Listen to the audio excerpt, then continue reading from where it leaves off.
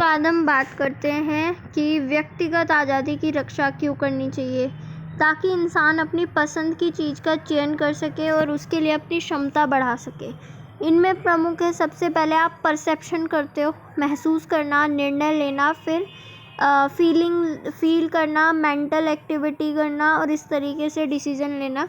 मतलब ये मानवीय क्षमता बताई गई है जे.एस. मिल के मुताबिक। इनको चूज़ करके देखकर आप वस्तु चुनते हो। इसके बाद उसने बताया है कि योजना का चयन करता है और उसके लिए अपनी क्षमता को लगा देता है। जो मनुष्य जो भी चुनता है उसमें अपनी क्षमता लगाता है।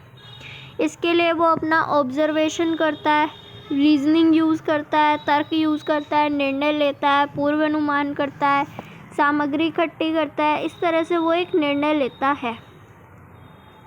इसके बाद उसने बताया हम व्यक्ति का किसी अच्छे मार्ग के लिए मार्गदर्शन कर सकते हैं और हम उसे चुनने का मौका नहीं देंगे तो उसकी योग्यता ख़त्म हो जाएगी, वो कभी नहीं कर पाएगा। विचार और अभिव्यक्ति की आज़ादी पे विचार रखे गए हैं। विचार और अभिव्यक्ति की आज़ादी बहुत ज़रूरी है। एक व्यक्ति के अगर उनके खिलाफ मानव समाज को बल देगा। अगर हम अभिव्यक्ति की आज़ादी नहीं देंगे तो समाज से जो प्रभावशाली वर्ग होते हैं उनके विचारों का प्रभाव सब पे पड़ेगा। माइनॉरिटीज़ की आवाज़ नहीं सुनी जाएगी। इस तरह से सत्य के जानने के रास्ते में आड़ा आएगा। इसलिए हमें माइनॉरिटीज़ या सत्य तक पहुंचना है तो सबके विचारों को आज़ादी होनी चाहिए सुनने की। इसके बाद बताया गया सत्य तक पहुंचने का तो यही तरीका है कि विरोधी सम्मतियों में सत्य का कुछ अंश होता है और अगर उसको आप दबाओगे तो सत्य तक नहीं पहुँच पाओगे। इसके बाद आप इसमें देखोगे जे.एस. मिल ने संघ की भी बात की है कि यूनियन बनाने का भी हमें अधिकार होना चाहिए। इससे क्या होता है कि हमारी मानसिक शिक्षा डेवलप होती है, हमें पॉलिटिकली एजुकेशन मिलती है, हम लोगों को एक साथ रहना, अपने स्वार्थ को सीमित करना और एक दूसरे के साथ रहना, एक्सरसाइज करना, ये सब आता है, अपने काम करना आता है। व्यक्तियों का अपना खुद का यूनियन बनाने से संभावना बढ़ती है, कई तरह के अनुभव उन्हें मिलते हैं। तो इस तरीके से उन्होंने यूनियन बनाने पे भी, एसोसिएशन बनाने पे भी सलाह दी। इसके बाद हम उनके रिप्रेजेंटेटिव गवर्नमेंट पे विचार देखें तो सरकार 2 कार्यों के लिए बनाई जाती है। एक तो होता है नागरिक में पाए जाने वाले गुण का उपयोग करना और उनको बढ़ाना, उनके हितों को सिद्ध करने में उनके गुणों को लगाना। दूसरा होता है नागरिक जो होता है उसका नैतिक, बौद्धिक, क्रियाशीलता के गुणों में सुधार करना। नागरिक के सभी गुण सुधारना, पहला नागरिक की क्षमता को बढ़ाना और दूसरा उसके गुण सुधारना। एक तानाशाही सरकार उसके जो है नागरिक की क्षमता ज़रूर बढ़ा सकती है लेकिन उसके गुण को सुधार नहीं सकती है, ये बताया गया है। लेकिन वह दूसरे प्रयोजन को पूरा करने में सफल नहीं होगी। तो रिप्रेजेंटेटिव गवर्नमेंट इन्हें कर सकती है। इसके लिए चाहिए लोगों की सहभागिता ज़्यादा से ज़्यादा हो, सक्षमता के सिद्धांत मिलाकर ही ये किया जा सकता है। इसका एक तरीका है एजुकेशन के थ्रू हम ये लोग कर सकते हैं। जैसे वुमेन्स को भी वोटिंग राइट दिया जाना चाहिए। जे.एस. मिल कहता है कि लेकिन जो अनपढ़ होते हैं या जो टैक्स नहीं देते हैं या कोई डिज़ास्टर के कारण सरकार की सहायता पर निर्भर है, उन लोगों को वोटिंग का राइट नहीं होना चाहिए। और वो आनुपातिक प्रतिनिधित्व को सपोर्ट करता है वोट के लिए, रिप्रेजेंटेशन मतलब प्रोपोर्शनल रिप्रेजेंटेशन को, ताकि जो माइनॉरिटी है उनको भी रिप्रेजेंटेशन मिल पाए, क्योंकि एफपीटीपी सिस्टम में तो वो पॉसिबल नहीं हो पाता।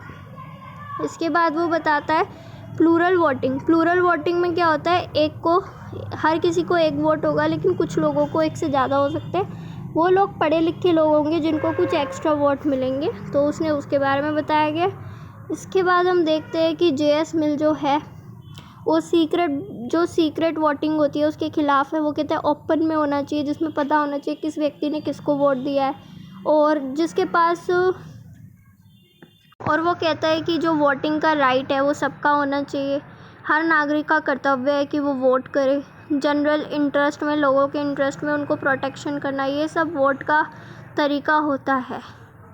तो वो वोटिंग का राइट की इम्पोर्टेंस बता रहे हैं। और नागरिक सरकार में भाग ले खुद से, इसका एक तरीका होगा वोट देने का अधिकार। वो खुद से जाने, सिस्टम को समझे, वोट करे, लोकल प्रशासन में निर्णय लेने में क्षमताएं विकसित करे। इसके लिए वोट का अधिकार होना ज़रूरी है। इसके बाद हम देखेंगे अपना उपयोगितावाद से आगे। जेम्स मिल ने उपयोगितावादी सिद्धांत जो था जेरेमी बेंथम का, उसको चेंज करा था। तो जेरेमी बेंथम जो थे वो जेम्स मिल के फादर, मतलब जे.एस. मिल के फादर, जेम्स मिल के फ्रेंड थे।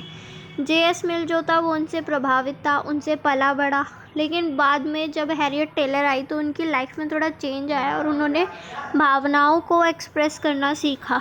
तब उन्हें पता लगा कि हैप्पीनेस जो होती है मैक्सिमम नंबर की नहीं बल्कि क्वालिटी को भी देखने वाली होती है। तो उन्होंने उस टाइम पे महिलाओं की बराबरी की भी बात की और उनकी समानता में वृद्धि करने की बातें की। अपनी एक छोटी सी बुक यूटिलिटेरियनिज्म में उन्होंने अपना विचार रखा, जिसमें उन्होंने बताया जो खुशी होती है उसका मेजरमेंट क्वांटिटी के आधार पे ना करके क्वालिटी के आधार पे होना चाहिए। मैक्सिमम मतलब जो खुशी होती है उसकी भी क्वालिटी देखो, वो खुशी का लेवल क्या है। जैसे पहले डिस्कस हुआ था कि जो खुशी होती है वो कितनी कीमती वाली खुशी है। एक होता है मैंने फ्रूटी पी ली वो वाली खुशी, एक होता है कि मैंने प्रॉपर्टी ख़रीदी वो वाली खुशी। तो खुशी का भी एक क्वालिटी मेजरमेंट होता है, उसके बारे में उन्होंने कहा था। उससे उन्होंने ये क्वोट दिया कि सुकरात का जो असंतुष्ट होना है वो सूअर के खुश होने से तो ज़्यादा ही बेहतर है। तो इसके बाद उपयोगितावाद में वो अधिकारों की बात करते कि अधिकार से उपयोगितावाद कैसे जुड़ा है। जो अधिकार होते हैं वो उपयोगी होते हैं, तभी तो वो अधिकार हमें मिलते हैं। फिर उसके बाद आपने देखा कि उपयोगिता है तभी तो आपको अधिकार दिया गया है। तो जो अधिकार है उससे भी उपयोगितावाद जुड़ा हुआ है। उपयोगिता के कारण ही अधिकारों की न्याय संगता है। फिर हम सम अप कर देते हैं, निष्कर्ष देंगे कि सांसद के रूप में जो जेएस मिलते उन्होंने महिलाओं के मत के लिए कानून बनाने की कोशिश की, लेकिन वो फेल हो गया था, लेकिन उन्होंने कोशिश की। देन इसके अलावा हम बताएंगे कि ऑकिन का विचार था कि मिल वो पहला पुरुष था जिसने महिलाओं पर हो रहे अत्याचारों के बारे में लिखा। और इसके अलावा हम कह सकते हैं कि वो पहले थे जिन्होंने जो माइनॉरिटीज़ हैं उनके राइट्स के प्रति रक्षा करने की बातें कही, निजी स्वतंत्र क्षेत्र, सार्वजनिक जीवन सब में अपने विचार रखे, शिक्षा के लिए कदम उठाए और self regarding other regarding action की बात की। तो आई होप समझ आया होगा जेएस मिल। इसी तरह से MPSC 3, MPSC 4 मतलब पॉलिटिकल साइंस इग्नू के कंटेंट के लिए आप हमें ज्वाइन करें और तभी आपको अच्छे से एग्ज़ाम में हेल्प मिल पाएगी। तो please follow and subscribe.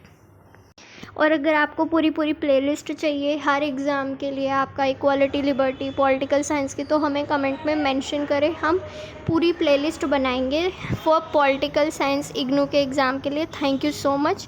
Please give your valuable comments.